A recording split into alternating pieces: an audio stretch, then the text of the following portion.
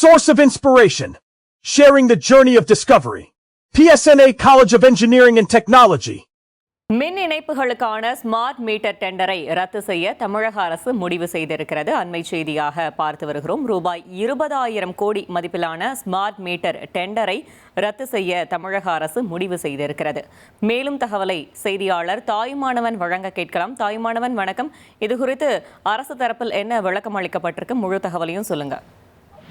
கடந்த திமுக ஆட்சியில 20,000 கோடி மதிப்பீட்டுல 3 கோடி மின் இணைப்புகளுக்கான ஸ்மார்ட் மீட்டர் பொருத்த கோரிய டெண்டரை ரத்து செய்வதற்கு தமிழக வெற்றி கழகத்தினுடைய தலைவர் விஜய் தலைமையிலான அரசு முடிவு செய்திருப்பதாக அறிய முடிகிறது. காரணம் என்னன்னா, சென்னையில அனைத்து நுகர்வோர்களுக்கும் மாநிலத்துடைய பிற பகுதியில் இருக்கக்கூடிய 50 லட்சம் தொழில் மற்றும் வணிக நுகர்வோர்களுக்கு மட்டுமே ஸ்மார்ட் மீட்டரை பொறுத்த தவேக அரசு முடிவு செய்து பட்ஜெட்ல அறிவிப்பை வெளியிட்டிருக்கிறாங்க. இதன் எதிரொலியா புதிதாக 56 லட்சம் நபர்களுக்கு மட்டும் அந்த ஸ்மார்ட் மீட்டர் பொறுத்த மின்சார வாரியம் புதிய டெண்டரை கோர திட்டமிட்டிருக்கிறாங்க.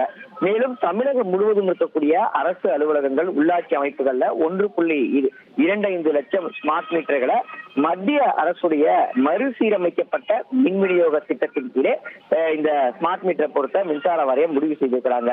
இந்த நிலையில தான் கடந்த திமுக ஆட்சி காலத்துல, அதாவது கடந்த 2025 மார்ச் மாதத்துல கொண்டு வரப்பட்ட 20,000 கோடி மதிப்பீட்டுல மாநிலம் முழுவதும் 3.4 கோடி மின் இணைப்புகளுக்கான அந்த ஸ்மார்ட் மீட்டர் பொருத்தி பராமரிப்பதற்காக 50 நிறுவனங்கள் பங்கேற்று விலைப்புள்ளிகள் வழங்கிய அந்த டெண்டரை திறக்கப்படாம காத்திருப்புல வைக்கப்பட்டிருந்த நிலையில் அந்த டெண்டரை ரத்து செய்வதற்கு தமிழக அரசு முன்வந்திருப்பதாக அறிய முடிகிறது.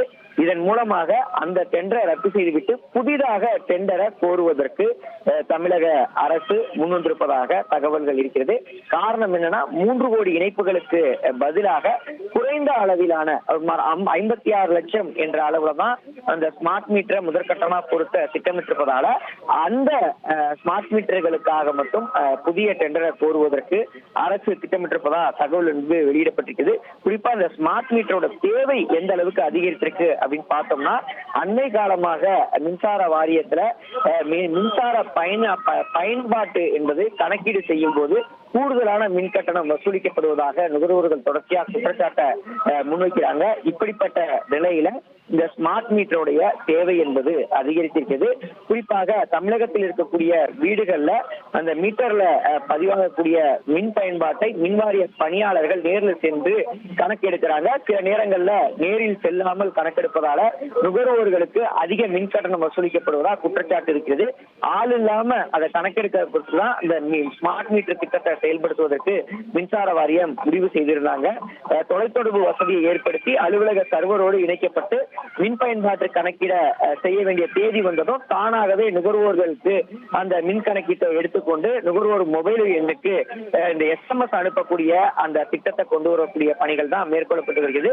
முதற்கட்டமா சென்னையில் இருக்கக்கூடிய அனைத்து வீட்டு நுகர்வோர்களுக்கும் இந்த ஸ்மார்ட் மீட்டரை பொருத்துவதற்கான பணிகள் மேற்கொள்ளப்படுகிறது. அதற்காக அந்த டெண்டரை மாற்றம் செய்வதற்கு தமிழக வெற்றி கழக தலைமையிலான அரசு முடிவு செய்திருக்கிறாங்க. தகவல்களுக்கு நன்றி Thayumanavan. Source of inspiration. Sharing the journey of discovery. PSNA College of Engineering and Technology.